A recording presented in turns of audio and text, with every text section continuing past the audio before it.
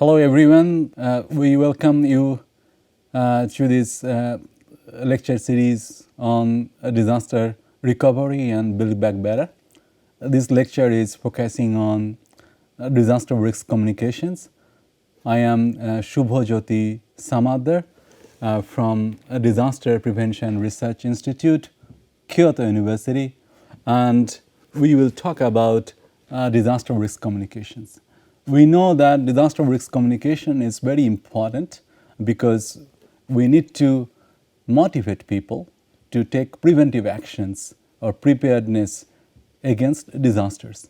Let's say evacuations or using flood resistant building materials, retrofitting the house. So why people should do it? Because they need to know that this is important and I should do it in order to protect myself from future disasters. Now, who are involved into this process? What is the meaning when there are two parties? One, they want to make people, increase people risk awareness. Another one is the people who are at risk of natural disasters. Now, these two parties has to interact, and there are other parties are also involved. So this process we called disaster risk communications. So let us look into the detail of this entire process, which we called risk communications or disaster risk communications. Risk communication, what does it mean when we say risk communication? Okay, so one, in risk communication or even in disaster risk communications, I'm talking in a more broader perspective, there should be one sender, like local government. Okay, they want you to evacuate, and so there is first in the disaster risk communications we need one sender. Okay, and what they do, they send message, informations, okay, about the risk and what can be done to people. So senders, they are sending informations to the people. They are the receivers. So there should be one sender, one receiver, and another important component is the message between. So sender and receiver, they should exchange information. Okay, exchange of information is critical between these two parties. So this is one of the basic components of risk communications. When we are talking about disaster risk communications, like flood, earthquake, so there should be an information about this. Now, when they are communicating, exchanging informations, two parties, senders and receivers, they are exchanging information. But information about what? What kind of information, when you are talking about risk communication, what kind of information they should share, exchange? Is it kind of some hot topic of the town, like some gossip, or just day-to-day life they want to share with each other, like the colleagues or the neighbors or some co-workers, co-students they do? Or is it about my haircut, how I would look good? Is it about that one? Or is it about how to cook, what to cook, and or my travel plan to Singapore or to Sweden or Switzerland? So what kind of information they will share is very important to know. Okay? So exchange of information when we are talking between senders and receivers, no. In risk communications, they are not interested about your hairstyle, about your travel plan, or about your day-to-day life. In risk communication, in disaster risk communications, when we say we are exchanging informations, we are directly or indirectly talking about some particular hazards and risk.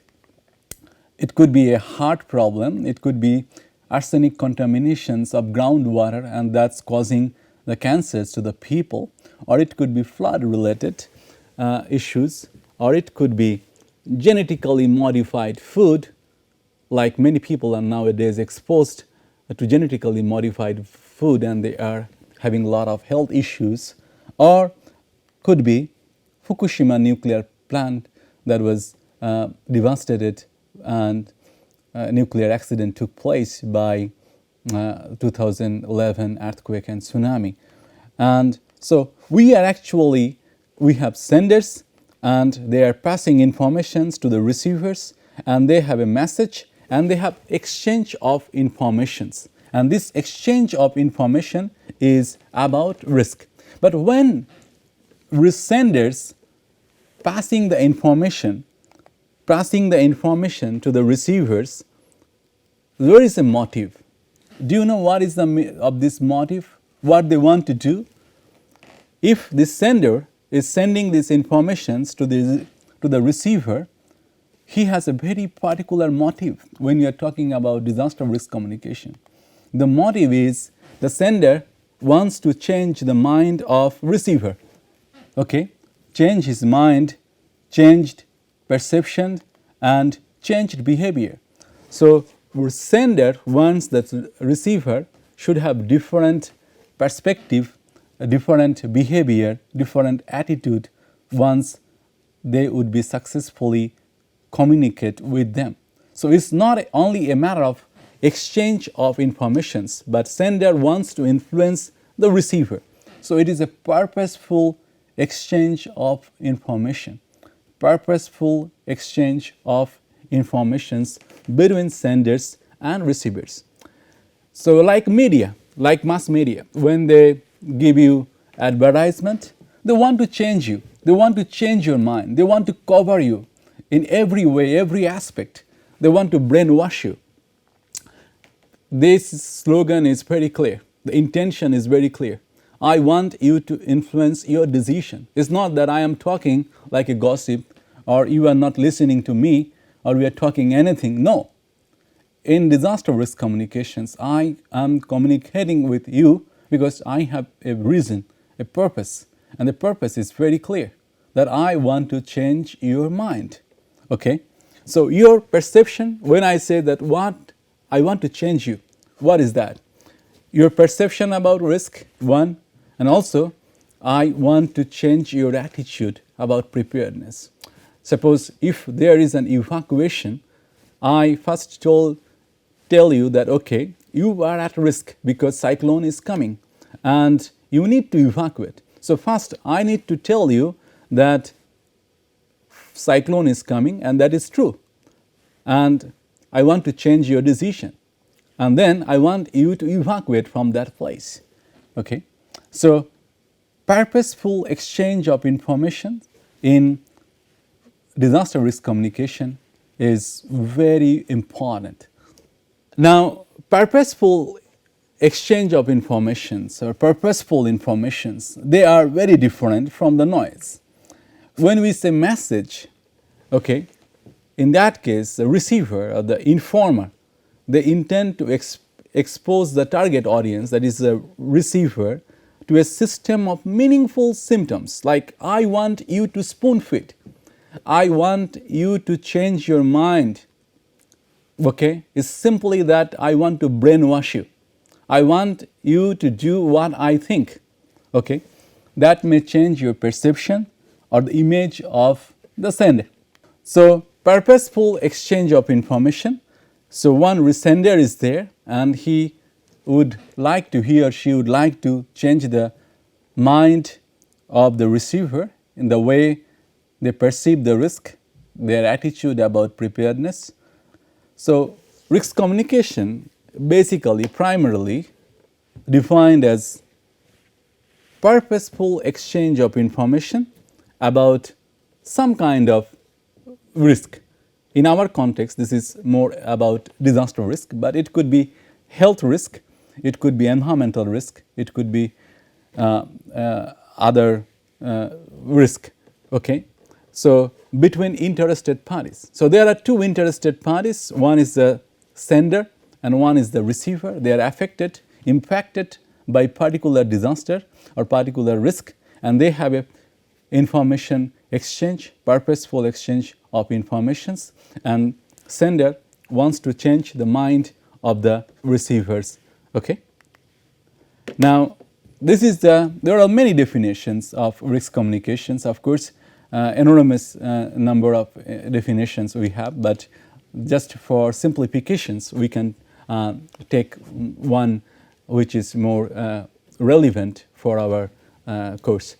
And here we took that was given by Kovalevens, Solvik, and others in their study. And they are saying that risk communication is defined as any purposeful exchange of information about health environmental risk between interested parties. In our case, as I said, it's not only environmental risk or health risk, it's also disaster risk. More specifically, risk communication is the act of conveying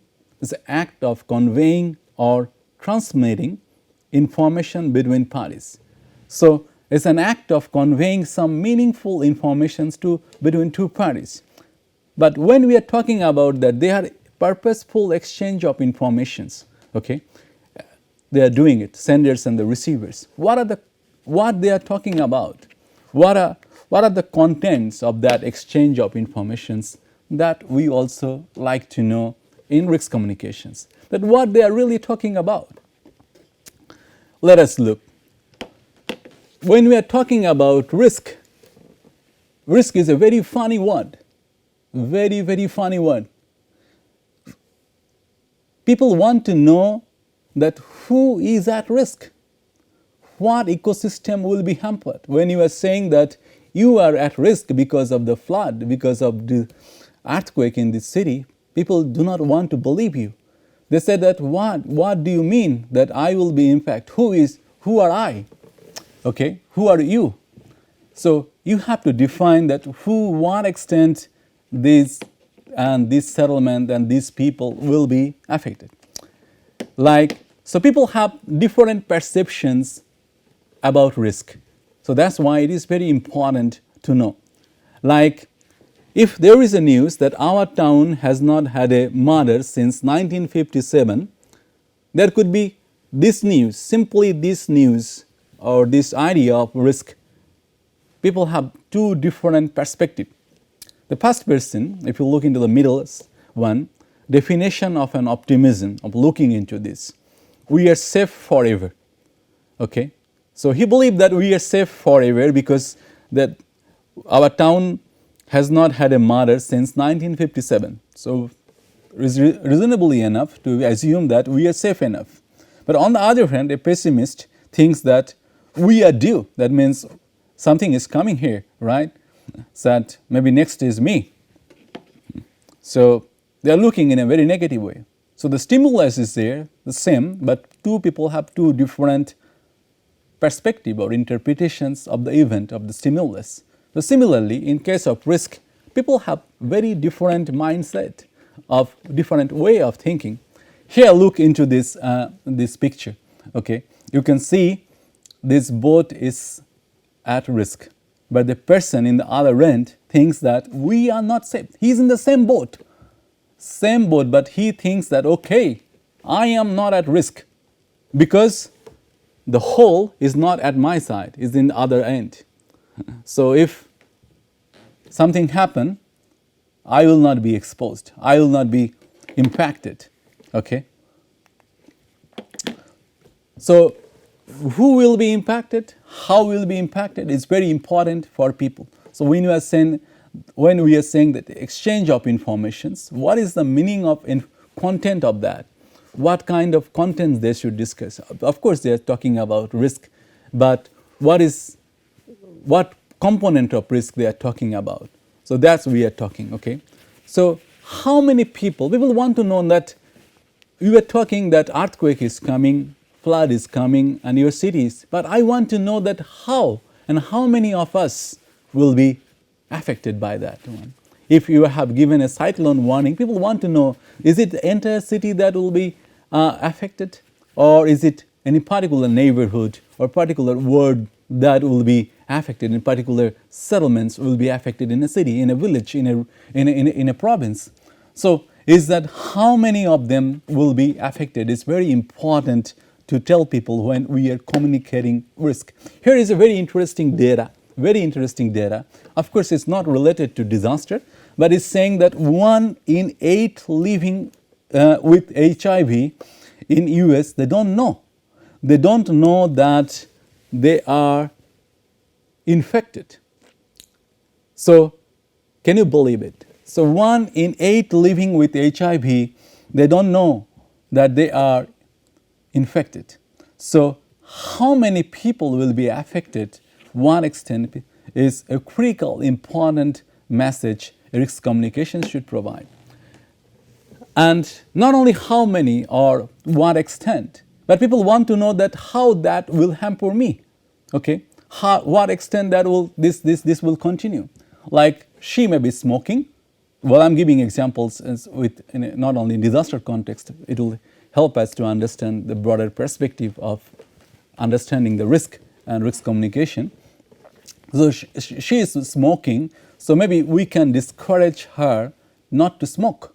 Now the question is, when we are communicating her to quit smoking, she is under the impression that, okay, I know many people who are smoking, but they are fine.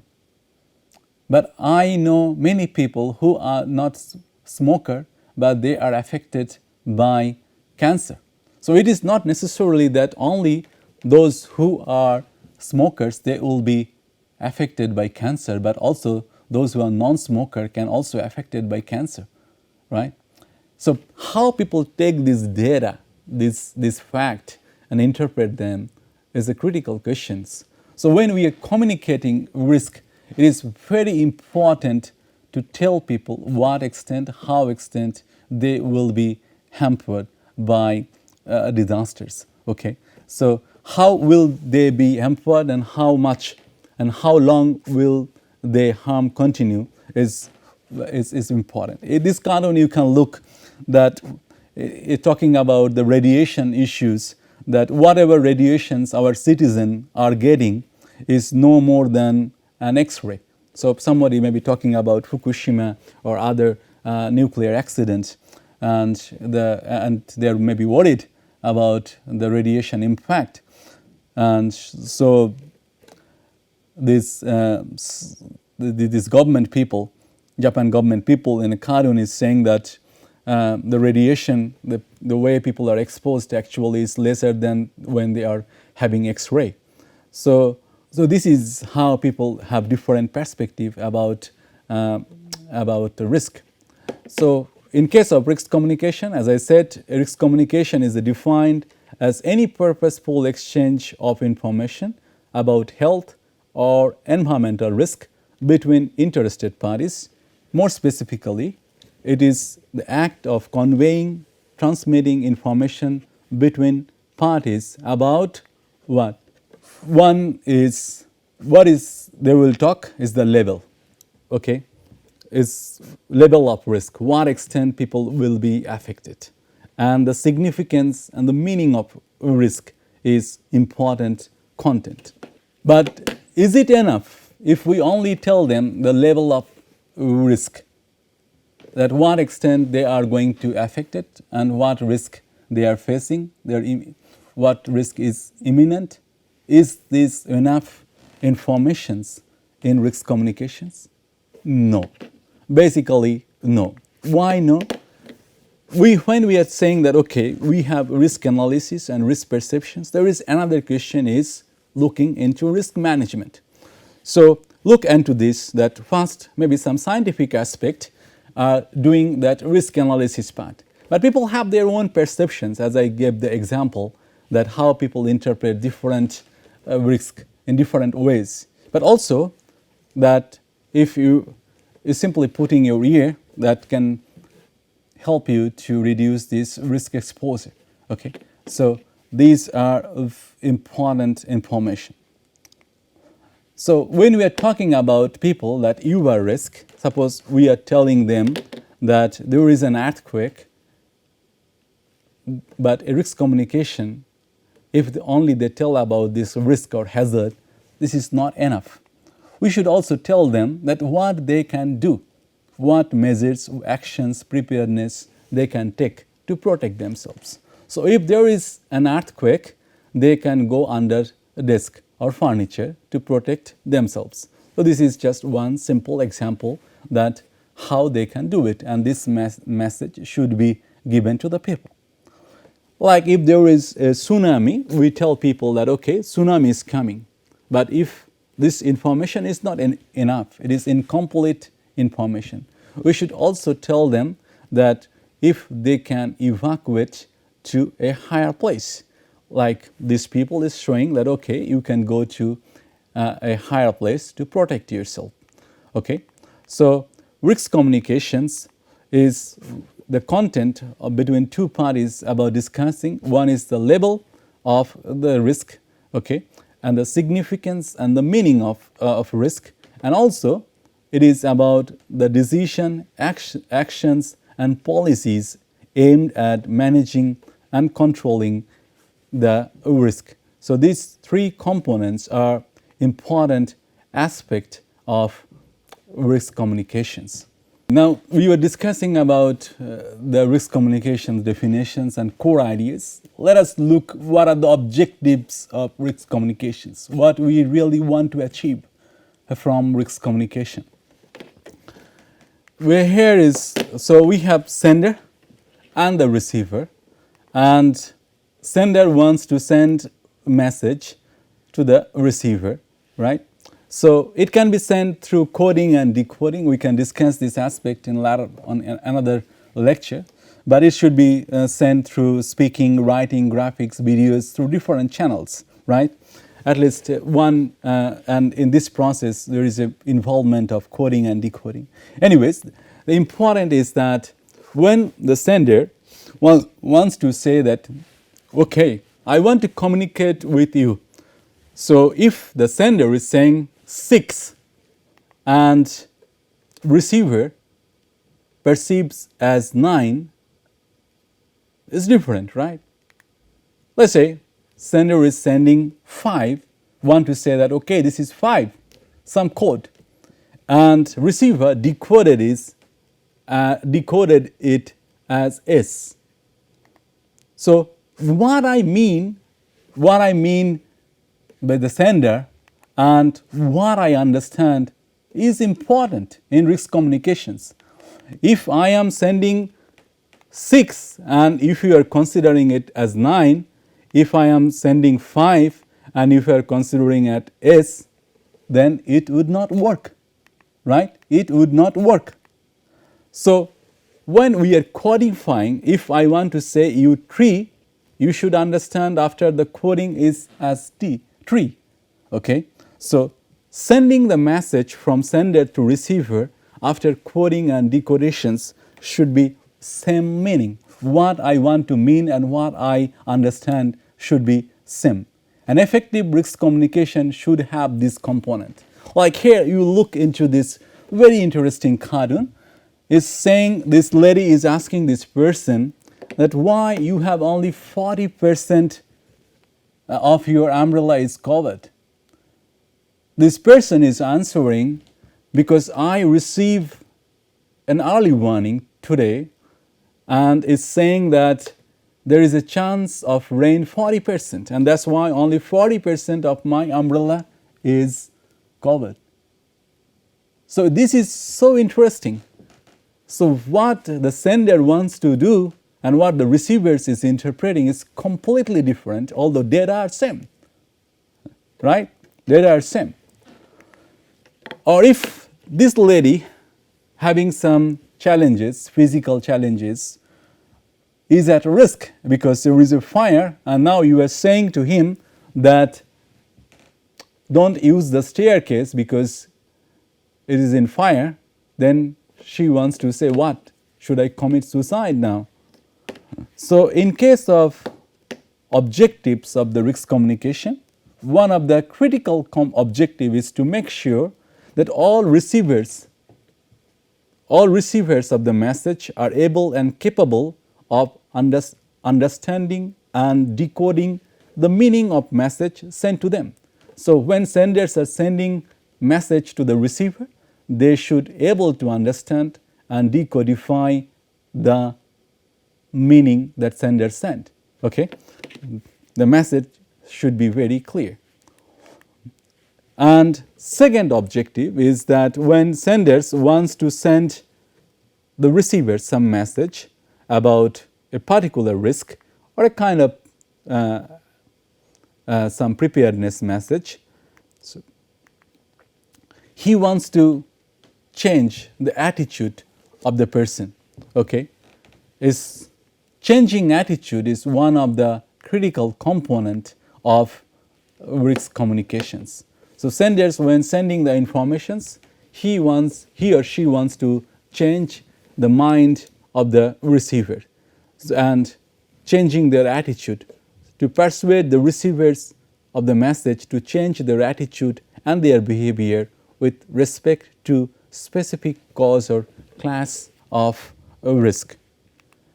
Another important aspect, when sender is sending informations to receiver will be same time able to feedback what they understand, what are the concerns they have to the senders. So it should be in a more democratic reciprocal process. Like we can share our concerns in a summit or maybe just in a village meeting.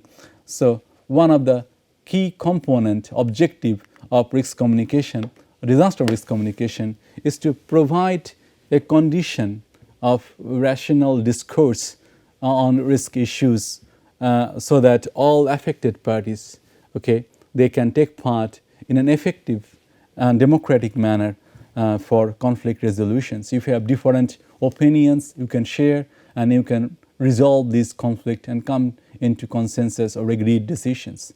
So that's all for today's lecture, this lecture. So thank you very much.